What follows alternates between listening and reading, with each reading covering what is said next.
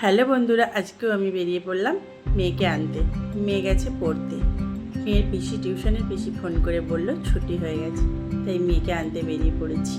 কি বেড়াতে খুব ভালো লাগে আমার, কিন্তু বেরিয়েছি বেড়াতে বেড়াতে বা গায়ে এত সুন্দর হাওয়া লাগছে বলে বোঝাতে পারবো না।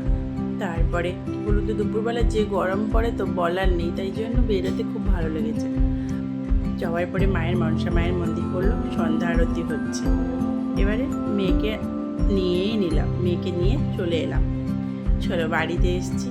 তো বাড়িতে এসে কি করব, মেয়ের খাবার তৈরি করবো। মেয়ে আমার সাবুর আর সিমাইয়ের পায়েস খেতে ভালো লাগে।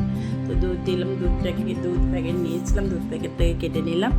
তারপরে দিয়ে দিলাম, কড়াই বসিয়ে দিয়েছি গ্যাসে। কড়াইতে একটু ওই যে কাজু আর কিশমিশ কেটে রেখেছিলাম। তো কড়াইতে আমি সাবুটাকে সেদ্ধ করে নিলাম। আগে একটু সাবু সেদ্ধ করতে হয়, সেদ্ধ না করলে ওটা গোল হয় না। তো দুধটাকে কেশর দিয়ে ভিজিয়ে নিলাম, ঘি দিয়ে সেমাইকে ভাজতে বসিয়ে দিলাম।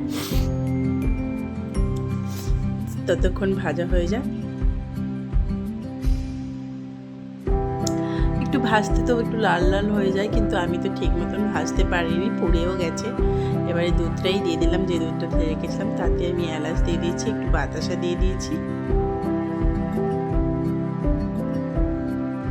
বাতাসা এলাচ দিয়ে দিলাম। সাবুগুলো করে রেখেছিলাম সেগুলোকেও ছেড়ে দিয়েছি। হয়ে গেছে, মেয়ের জন্য রেডি। মেয়ে খাবে বলে রেডি হয়ে গেছে। টাটা আজকে।